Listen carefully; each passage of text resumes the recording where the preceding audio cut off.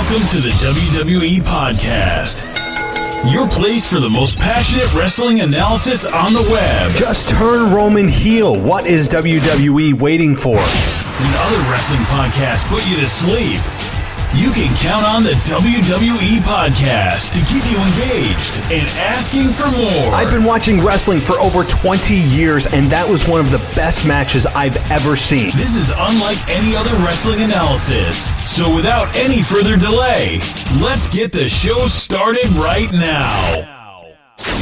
Hey everybody, welcome to the WWE Podcast on this special bonus episode on Friday, November 1st, 2019. I wasn't going to post anything today, but surprise, I decided to dig into the archives and share something with you that I'm not sure all of you have heard. My interview with Scott Stanford, WWE's own Scott Stanford. So I'm going to try to do more of these interviews. I don't think I really have enough interviews with actual talent and wrestlers that I'm going to start pursuing. So I wanted to dig this out of the vault as inspiration for myself and to share with you if you've not already heard it. So it's a good interview.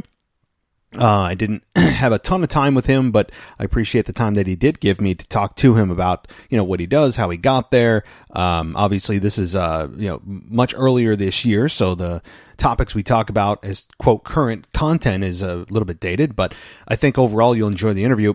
And, before I do, guys, thank you so much again, for joining me on this bonus episode. I will be back tomorrow with a full review of Crown Jewel and Friday Night SmackDown with co-host Ashley. So it's going to be a big show tomorrow night. I did see Crown Jewel without giving too much away. It's Crown Jewel. I will say I didn't hate the show. I will say that, and I'm not going to bury the lead and give you all of my detailed thoughts, but look, I will just say this. The Fiend being WWE champion, Universal champion, I think it's the only move WWE could have done. But did they do it for the purpose of damage control to the character, rather than it actually having it be time and the right time to crown the Fiend champion? So, is it too little too late? That remains to be seen. There's a lot of follow-up that needs to happen with this. I will say I didn't hate their match as much as Hell in a Cell. There's not that crazy backlash that there was, and I'm still not a fan of the red light always having to be on during his matches. It still is it's a little much for me. It's hard to watch even at home, and maybe it doesn't bother some of you guys, but to me it's extremely distracting, particularly because of the match. The match length for The Fiend should be anywhere near the length that they've given him the last couple of times, and I just think that it's detrimental to the character when you have him out there exposed for such a long period of time, and it really eats away at the plausibility of The Fiend kicking out of finishers and taking actual sledgehammer shots to the face and just kind of standing there stumbling a little. To me, less is more with The Fiend, and I think WWE is going to learn that the really, really hard way. I think that they're going to learn that the hard way when The Fiend starts to get lackluster crowd reactions and it doesn't get the pop that he used to. And it's not the shiny new toy anymore, but I just think that beyond Bray, Seth Rollins here has been so I cannot emphasize that enough, damaged. And not just from this particular program. Again, I will say it again and again. This should not have been a program that was even a thing until 2020. I believe that. I said that before the even disaster of Hell in a Cell. I said that before because you're putting guys in a place that they don't gel, or oil and water at this point. And Seth Rollins, this to me, while it didn't cause the downslide of Seth Rollins and the fan support of Seth Rollins, it didn't help at all that he was basically playing the heel in this whole thing, because the heel here was cast as The Fiend, but The Fiend is such an intriguing character and the most interesting character WWE has had in many years, thanks to Bray Wyatt. And when you have that interesting character, and then there's kind of that just elder statesman of Seth Rollins, and he's he's a good guy, but he kind of feels a little bit stale, and he's just there, and his whole feud with Becky was a big flop. They did not have good on-screen chemistry. That was weird.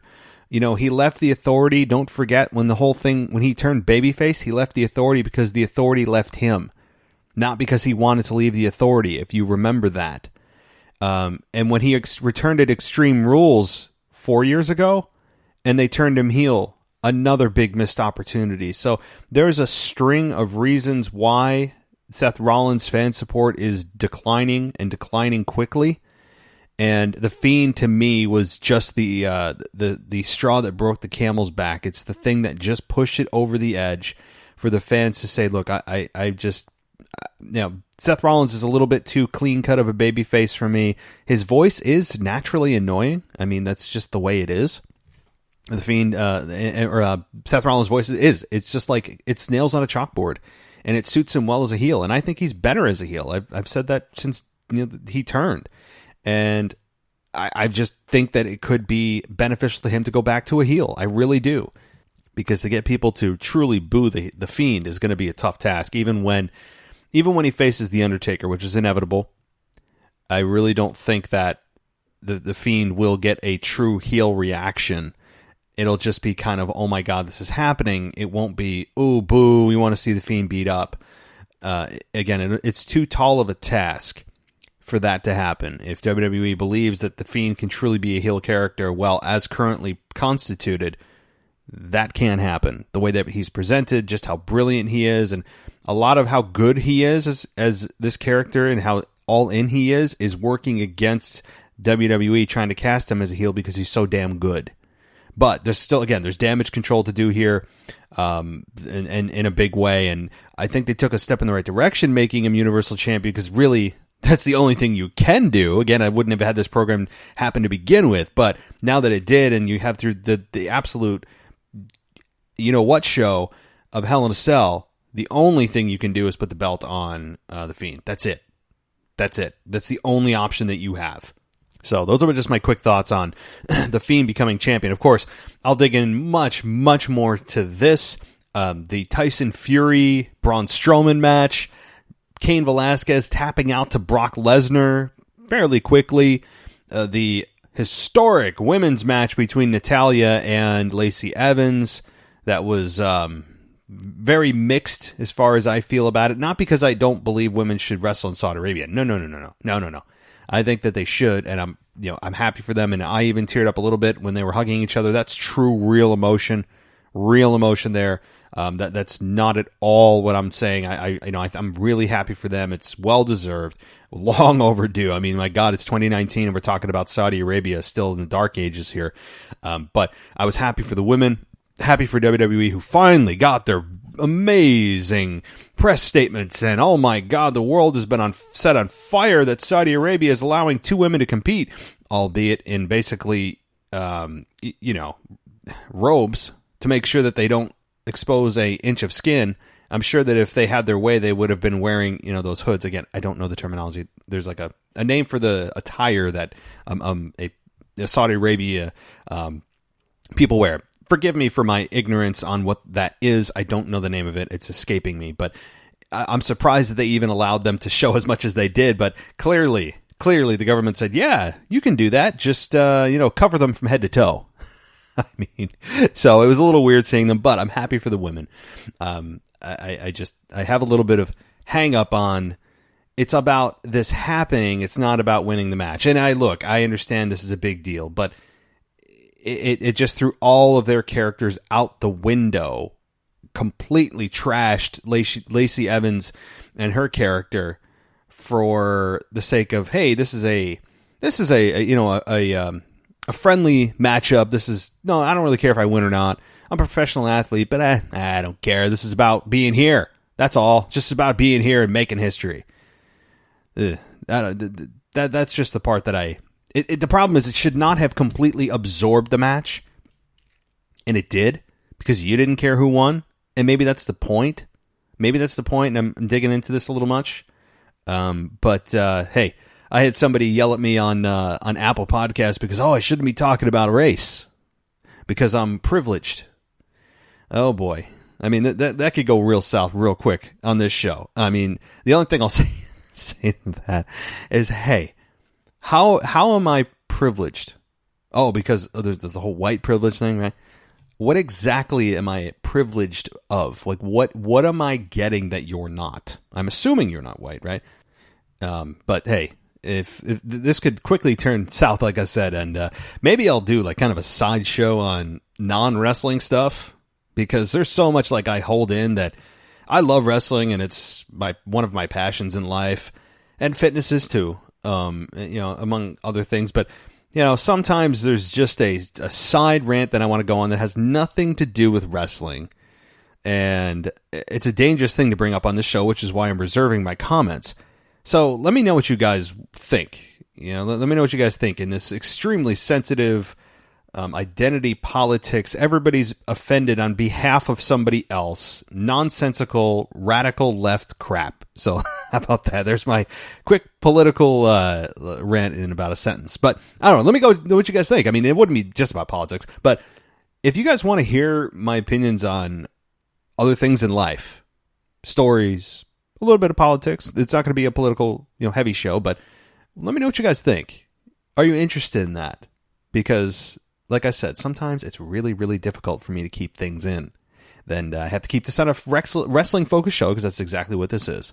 So, all right, guys. Well, we're going to get to the Scott Stanford interview in just a minute. But before we do, I just want to invite you to check out followcn.com. It's about China, its people, history, and culture, as well as their values, concerns, difficulties, dreams, and hopes, and how the world sees and thinks about it. It's really, honestly, it's fascinating. I took a look, and there's sections on culture, women, people, health. It's really, really, honestly insightful if you don't know a whole lot about China itself and how the world views them and the stories going on. It really is worth a look. It's www.followcn, that's C as in cat, N as in Nancy, .com. That's followcn.com, and it has a focus on U.S.-China relations as well. I know most of my listeners are in the United States, so I would really recommend that you guys check out followcn.com. Alrighty, well, why don't we just get right to Scott Stanford? Again, tomorrow night, I will be back with Ashley as we have a boatload of content to cover with Crown Jewel and, of course, SmackDown, Friday Night SmackDown, that may not have as many wrestlers as normal, with a ton of flight delays and issues that happened in Saudi Arabia. So it'll probably be a bare bones show, or maybe some surprises as WWE marketed. But either way, it'll be a blast to talk with Ashley. Really looking forward to speaking with her, as I do every few weeks. So, guys, thanks so much for joining me, and enjoy the interview with Scott. And as always, I'll talk to you next time. Okay, guys, welcome back. And right now, I have a very special guest. His name is Scott Stanford, and he is currently with WWE. He's also a sports anchor. I know that he is with Pix 11 News. So, without further ado, Scott, welcome to the show. Yes, there were times, I'm sure you knew. You didn't mention singer, Matt. You forgot to mention singer. I forgot the singer. How are you, buddy? One. Good. I'm doing great. Oh, man. I was Wait, did you mention 7-time Emmy winner? I don't know if I heard that in the introduction. Well, the introduction, I didn't want to take too long. I mean, you're a man that does not need an introduction, but I decided to give one to you. So, yes. So Scott, just so everyone knows who you are, they may or may not, just let everyone know what you do. I know you're involved with WWE, you're on Pix 11, you do some of the pre-games for the Yankees, but let everyone know what you do. Well, as for for this purpose, I've been with WWE. I just re-signed now for my 10th year at WWE, which is kind of funny because I read online how I was let go a couple of months ago, but that didn't turn out to be true. I read that myself, and I had to call in and say, hey, did I miss something today? And they said, no, we love you, man. You're coming back again. So I basically do all of the studio shows in Stamford, Connecticut, out of WWE headquarters, including This Week in WWE with the lovely and talented Charlie Caruso, and all the shows you didn't think still existed, like Bottom Line and Afterburn and WWE Experience. Those shows still air in about 37 countries. So we bang those out on Tuesdays and Wednesdays during the week once the Monday and Tuesday shows have finished. And it's all just, the recap shows air in all those countries. And now, unfortunately, due to the passing of Mean Gene, I say unfortunately on his passing, not unfortunately that I've taken over, because he was always one of my idols growing up. Now I go in once a month on Fridays. Charlie and I bang out a bunch of episodes of WWE Vintage, which also airs around the world. So, Mean Gene growing up, it was always one of my idols, always wanted to be Mean Gene. Walked around my house going, all right, Hulk Hogan, come on in. So it's just, they keep you busy. Used to do the pre-shows for the pay-per-views, used to do the Monday Night Raw pre-shows with Corey and Booker T and Otunga. We used to do Monday and Tuesday nights, and just a lot of fun. And you mix that in with sports casting every night of the week and trying to take care of my two daughters. I got a nice busy life going. I guess so. It sounds like you're living your dream in some respects. I mean, really, yeah. Well, listen, Matt. My dream was always to be Bob Barker, so I haven't become a game show host yet. I was always a fan of Bob Barker on The Price is Right because he got to hang out with three beautiful women all day. The names I can't remember because I was too young at the time, but I always wanted to be a game show host, so I'm working on that next. Yeah, no. Well, you've laid the foundation, right? You'll have to talk to Drew Carey. But listen, thanks again for coming on. And you mentioned quickly on Mean Gene, and I'll touch on him just for a moment. I think he meant so many different things to so many different people in the business. He is one of the few guys, and I was listening to Jim Ross's podcast as well. He mentioned that nobody in his 40 years of being in the world of wrestling has he ever heard anyone say a bad thing about Mean Gene. Can you mirror that? Oh, absolutely. I knew Mean Gene only because, I used to see him in passing. We became friendly. We would text once in a while. If somebody would pass away, I remember when Roddy Piper passed away for Pix 11, I called Gene to get his thoughts on it for my broadcast that night.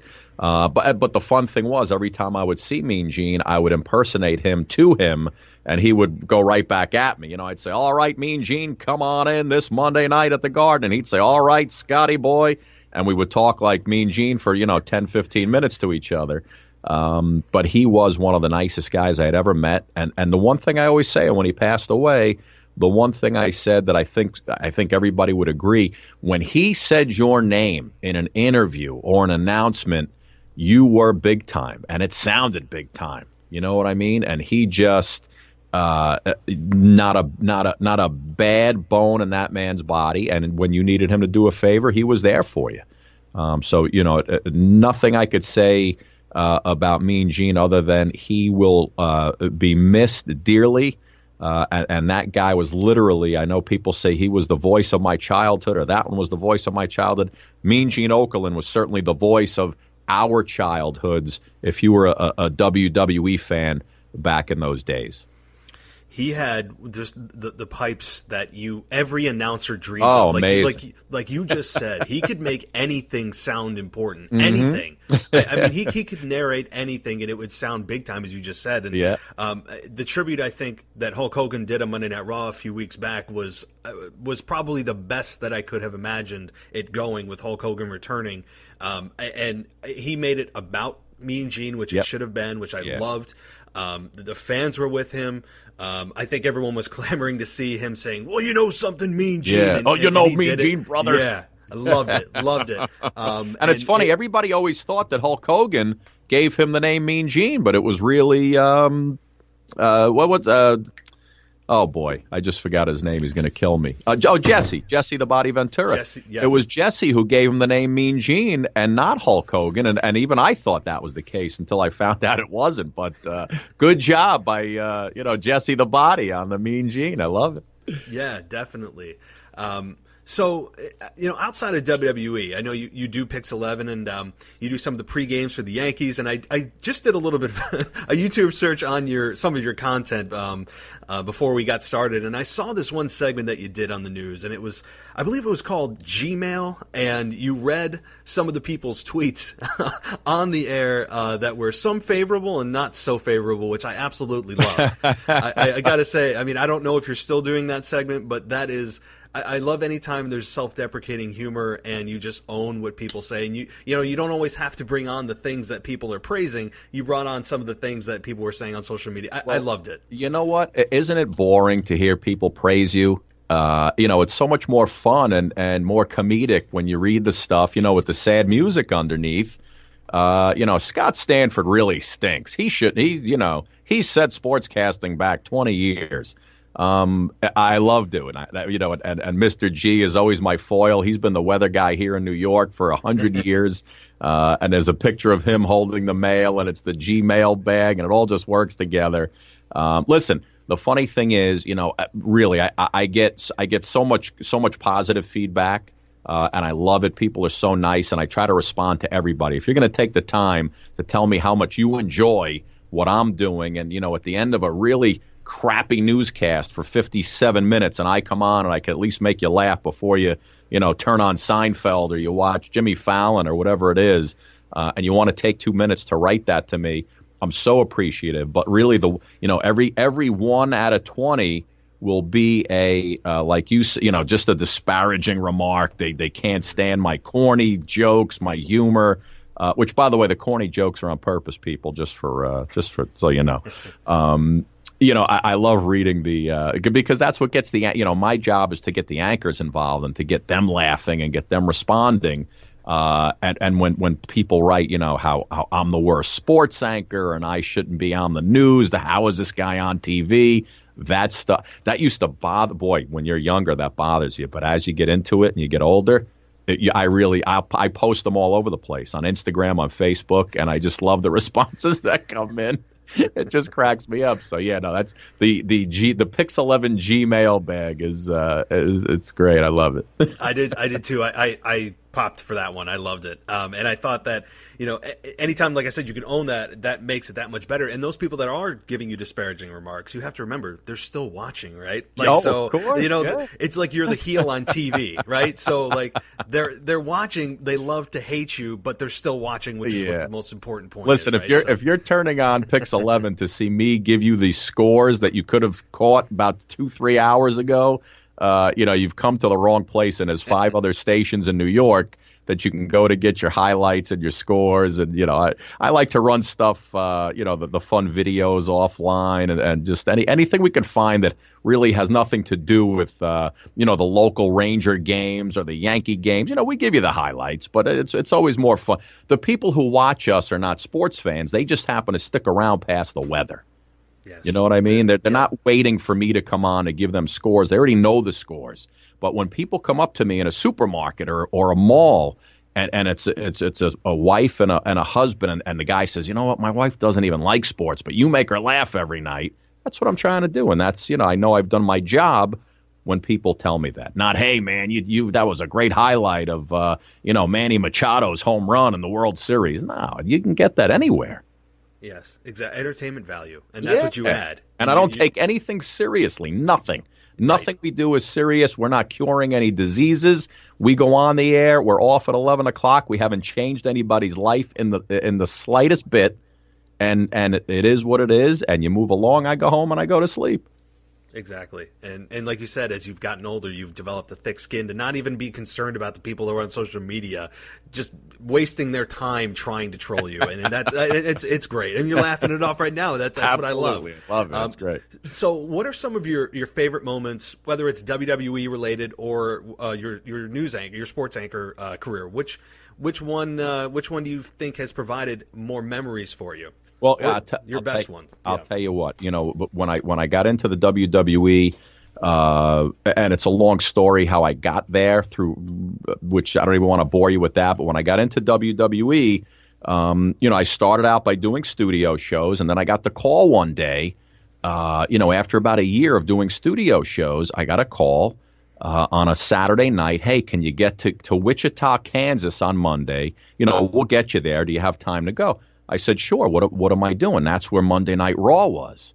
And this it had to be about 2010. So I got on a plane, went to Wichita, Kansas, who goes to Wichita, Kansas? Not many people. And basically I showed up to Raw, and it was about 3 o'clock, and I still had no idea what I was doing. And I called my boss back in Connecticut, and he still, don't worry about it. Just get your tie on. And he called me at about 6 o'clock and said, put your suit on. You're calling WWE superstars with Jerry the King Lawler.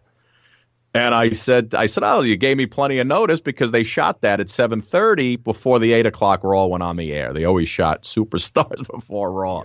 So I went out there and I just, I was no notes, nothing. I was winging it. And before you know it, that's what I was doing for the next 2 years. And I partnered up with CM Punk a couple of weeks, which was great. I know a lot of people love when we were partnered up together because he would just, rip me the whole time and we'd go back and forth. And then I was with Josh Matthews and Matt Stryker. And I mean, it was just a terrific time. But I think the best, one of my best days ever in WWE was WrestleMania 29, I want to say. That was the one at MetLife, the last one at MetLife, I think. Yep. When I hosted we did the first WWE pay-per-view pre-show for that WrestleMania, and the panel was myself, JR, Kofi Kingston, and Dusty Rhodes in a stadium with 75,000 people. And it was just the energy in that building was phenomenal. I mean, when you're doing a pre-show and they're all chanting for Dusty and JR, it was just fantastic. And that was the first pay-per-view pre-show that we actually did. I think it aired on like YouTube and Facebook and things like that. It was electric. That was one of my favorite WrestleManias in the last 10 years was WrestleMania 29. And, listening to you, and I do remember watching that pre-show. So that's funny you mentioned it. And I do remember watching you as CM Punk and some of the comments he would make to you and the faces he would give you. I mean, now you're making me want to go back, and I may do that after our call. I mean, some of it was just classic stuff. There's on YouTube, I think somebody put together a montage. If you YouTube CM Punk wrestling calls, and it's just he and I. And he's just, okay, I did not see that. So everything I say, he rips me, and he tells me, it's a good thing you're a good comedian because you suck as an announcer. I did see that. Yeah, all that good stuff. So he was injured at the time, so I think we did 2 or 3 weeks together. And he was just so miserable doing it. That was the last place but he was actually very good. Very good. What? He could have been, if he wanted to, stayed a commentator, and I think done very well. But he was such a multi-talented guy. But you looked at him and the comments he was making, and I'll have to look at the compilation after this call. I'm telling you, I'm doing that after this call. But he seemed genuinely miserable. So if you're telling me he was actually miserable, that came across very well, which made TV even better. It was actually very funny. And another thing I used to have fun with is on the Monday Night Raw pre-show, we had a little thing going where I would always introduce the guys with some funny introductions, and I would always introduce Book, and almost on an insulting basis, and he would look at me with his, "Oh, you did not just say that," and people online just started running with it. That Booker wanted to kill Stanford and Corey had to hold him back. And it was, all right, Book, listen, tonight I'm going to say this. You're going to do this. And we're going to everybody's going to think that you're ready to kill me. And it was so much fun how, you do it. You get the response online and people just go nuts with it. And they think they don't know what's real, what's not real. And it's just very funny. It was great, and on that same front about what's real and what's not. One last thing I want to touch on with you is the Becky Lynch and Ronda Rousey. I mean, this main event of WrestleMania. I think not only is it the women who are main eventing WrestleMania for the first time ever, which is awesome and historic, but the fans have now turned on Rousey. And I don't think WWE is foolish enough to believe that at WrestleMania, Ronda Rousey is going to be perceived as the babyface. I don't see how they believe that's going to happen. So what are your thoughts, just in general, about this match? How historic is this? Is this something that internally people are buzzing about? How do you view this match? For the first time ever, the women are main eventing WrestleMania. Well, Matt, are you looking past Elimination Chamber with Ronda and Ruby? Are you are you not giving Ruby any chance at Ronda at Elimination Chamber in Houston? Listen, I really feel that there is. There are not too many times I feel like something is a lock and I would put money on it. But listen, I respect Ruby Riott. I think she is a great hand. I think she is very talented in the ring. Her best days are in front of her. But right now, Ronda Rousey is a bulldozer that she cannot lose to Ruby Riott at Elimination Chamber. They may make her look strong, and they should. But right now, it would make absolutely no sense. So to answer your question, Scott, there may not be a better bet right now than having Ronda Rousey beat Ruby Riott at the Elimination Chamber. So that's your answer. And do you feel, Matt, that there will be no Charlotte interference from now until what is it, April 7th, right? April 7th, Sunday? Yes. Do you feel there will be no Charlotte Flair interference from now until then, where it could end up being a three-way or something to where it's not even Becky Lynch and Ronda Rousey in the main event?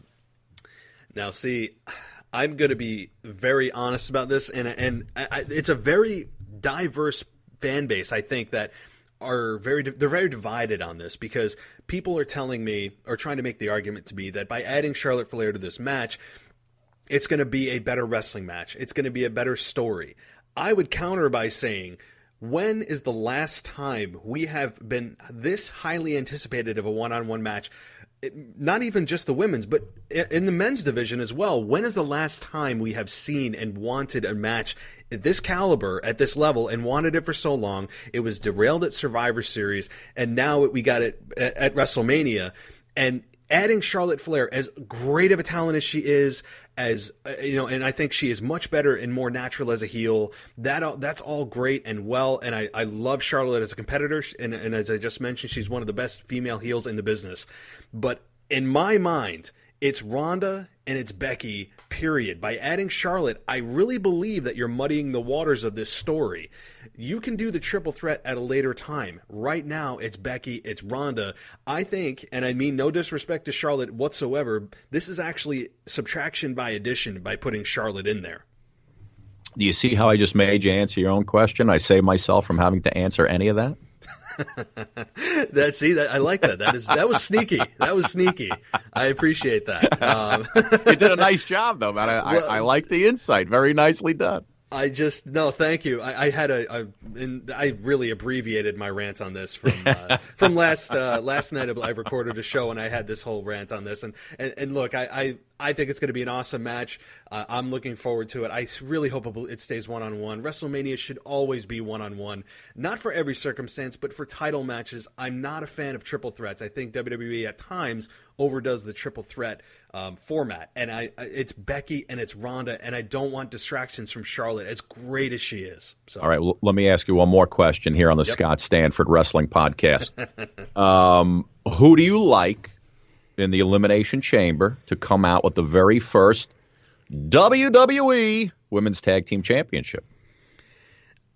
This is something that I think is, and I hate going with favorites. Favorites are so easy to pick. Let me give you who's in, and then you tell me who you like. All right. Yep. You got Nia and Tamina.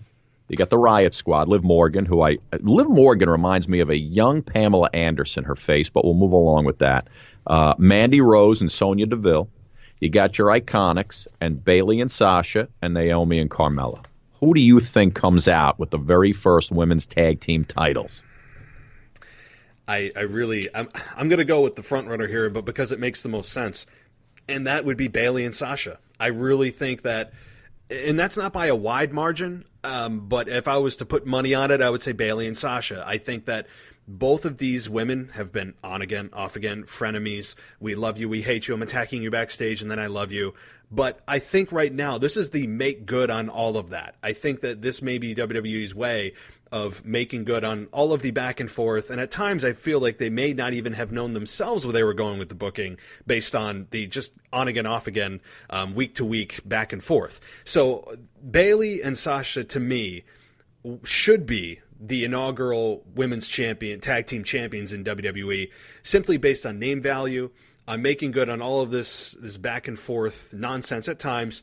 And I think that ultimately you want babyface champions to be the first to hold them. So that's my pick. I think a close second, if you're going to go with a heel team, I could actually see the Iconics coming out of this. They are great talkers. They could brag forever that they were the first ever women's tag team champions. So if you're going to go with the babyface team, it's Sasha and Bayley. You're going to go with the heel team. I think it's going to be the Iconics. So that's my picks. I could see the Iconics winning on Sunday and then losing it the next night or on Tuesday night on SmackDown Live.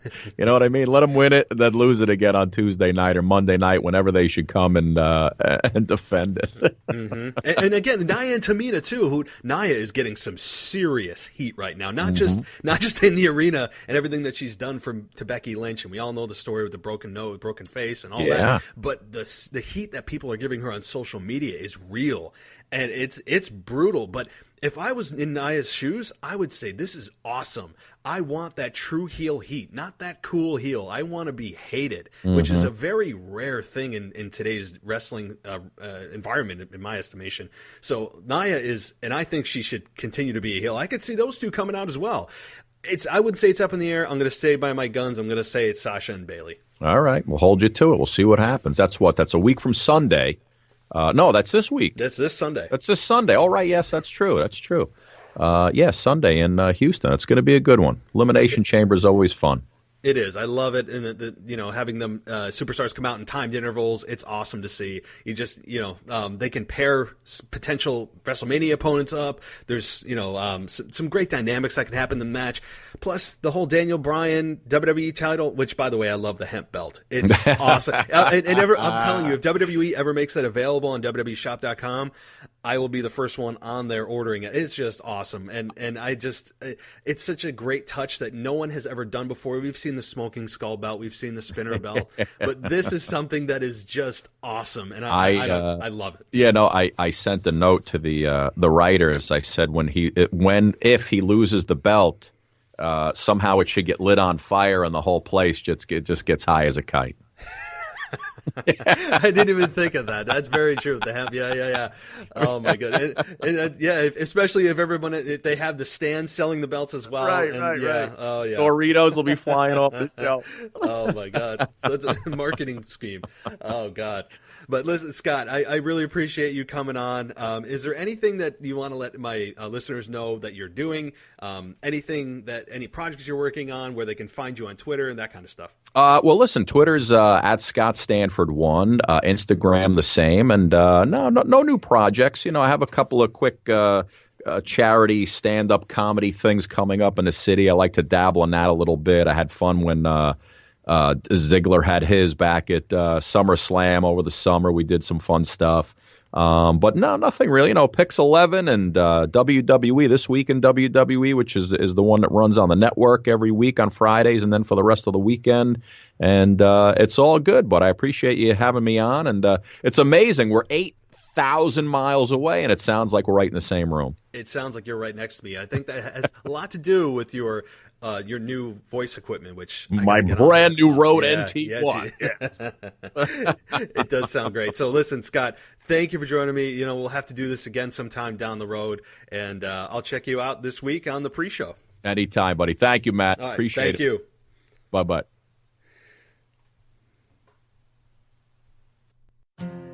What's health insurance built around me? In my world, it means you make things easier. MVP Healthcare provides health insurance built around your needs, your preferences, and your busy life. From individual and family plans to Medicare and group plans, even free and low-cost plans for those who qualify. MVP is working to make health insurance more convenient, more supportive, more personal. That is health insurance built around me. What's health insurance built around me? In my world, it means you make things easier. MVP Healthcare provides health insurance built around your needs, your preferences, and your busy life. From individual and family plans to Medicare and group plans, even free and low-cost plans for those who qualify. MVP is working to make health insurance more convenient, more supportive, more personal. That is health insurance built around me.